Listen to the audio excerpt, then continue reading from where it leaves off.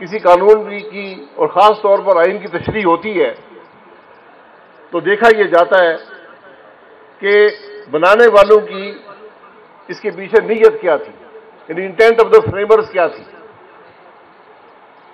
तो इस आइनी तरमीम की इंटेंट ऑफ द फ्रेमर्स, बनाने वाली की नीयत सिर्फ मुकम्मल बदनीयती थी। हम दुनिया का वाहिद मुल्क है जिसने एक नुक्ते पर आइनी तरमीम की है कि फलाना आदमी जो है वो चीफ जस्टिस ना बन सके, और हमने अदल के निज़ाम पर इतना बड़ा वार किया है कि अगर आज इसको संभाला ना दिया गया तो आप यकीन करें कि यहां कोई अदल का निज़ाम नहीं रहेगा। चंद बुनियादी बातें उसके अंदर, इस तरमीम के अंदर हैं जो बेपनाह खराबी पैदा करेंगी। ना मैं काजी फैज़ ईसा साहब को जानता हूं, ना मसरूर अली शाह साहब को जानता हूं, ना यही अफरीदी साहब को जानता हूं, ना मुरीद अख्तर साहब को जानता हूं। हम तो तवक्को ये रखते हैं कि वो सुप्रीम कोर्ट में हैं तो ना उनकी नीयत पे शुबा कर सकते हैं, ना उनकी काबिलियत पे शुबा कर सकते हैं। लेकिन जब ये तरमीम आती है और इस तरमीम के अंदर जो बदनीयती है उसकी सबसे बड़ी दलील ये है कि आज से 3 हफ्ते पहले सारा दिन और सारी रात पाकिस्तान की कौमी असम्बली और पाकिस्तान की सेनेट तरमीम को पास करने के लिए बैठी रही, और वो तरमीम उनमें से किसी ने देखी तक नहीं थी। तो आज, और जब तरमीम पास हुई 2 हफ्ते के बाद, उस दिन भी किसी ने देखी नहीं थी। जब सेनेट में ले हुई तो मुझे पूरा यकीन है कि उस वक्त शायद वज़ीर कानून ने भी खुद देखी थी।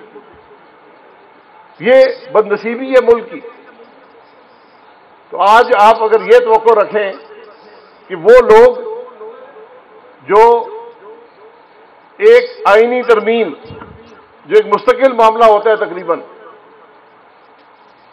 आईनी तरमीम को जो लोग बगैर पढ़े, बगैर देखे पास करने पर तुले हुए, पास करने को तैयार हैं, वो कल पाकिस्तान का चीफ जस्टिस चुनेंगे, वो कल पाकिस्तान के जज चुनेंगे, वो कल पाकिस्तान की आला जुडिशरी की सलाहियत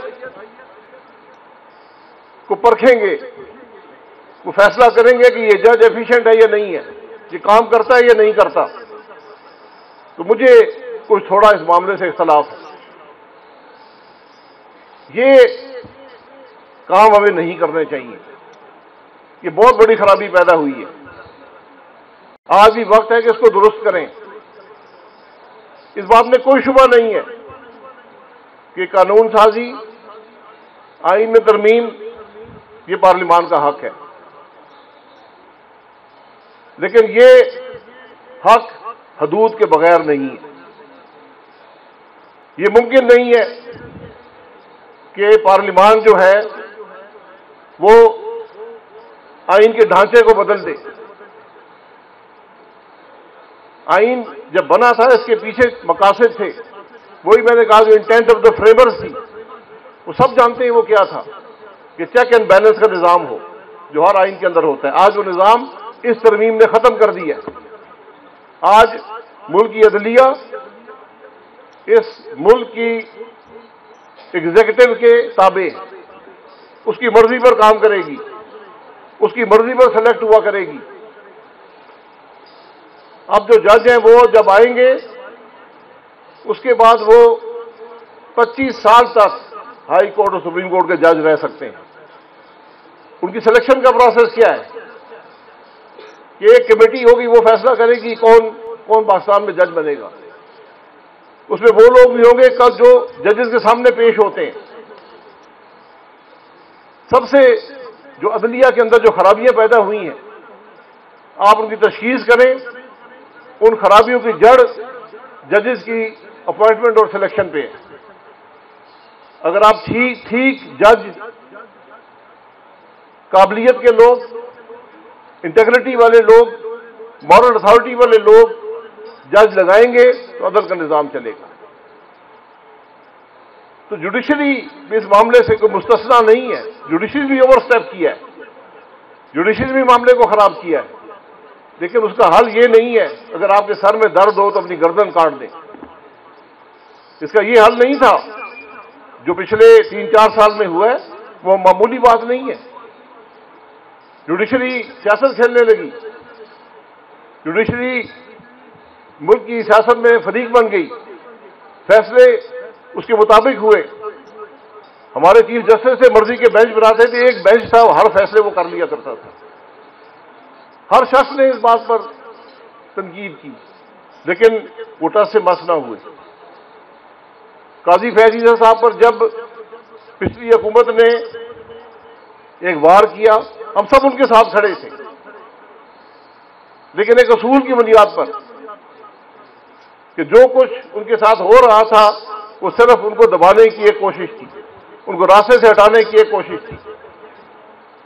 लेकिन ये बदनसीबी है कि वही काजी फैज ईसा साहब आज अपने बाद वाले चीफ जस्टिस को बनने के रास्ते में हायल हो गए, उस मामले में शरीक हुए कि वो चीफ जस्टिस ना बन सकें। अगर एक काबिल आदमी चीफ जस्टिस नहीं बनेगा तो मुल्क का नुकसान होगा।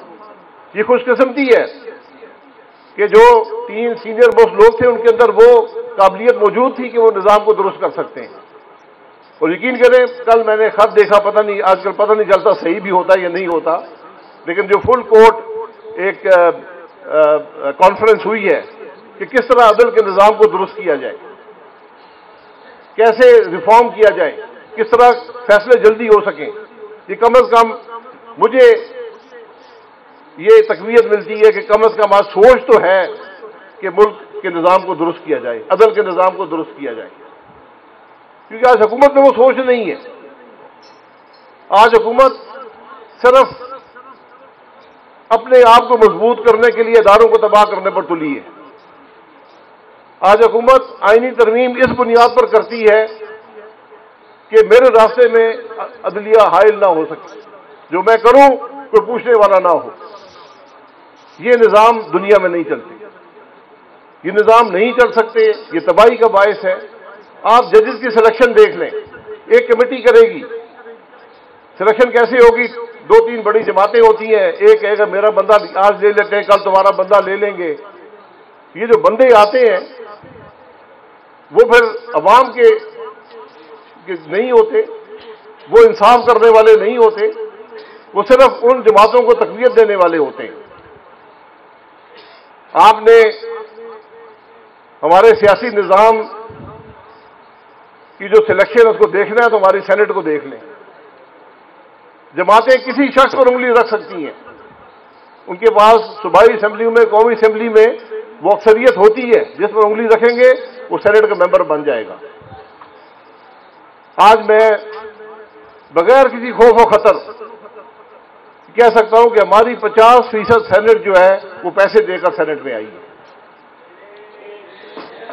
तो कल हमारे जज भी पैसे देकर जज लगा करेंगे। क्या हमें वो इंटेग्रिटी है हमारे सियासी निज़ाम में कि वो ये पाकिस्तान के अवाम से वादा कर सके कि यहां पर हम सबसे काबिल तरीन आदमी को जज लगाएंगे?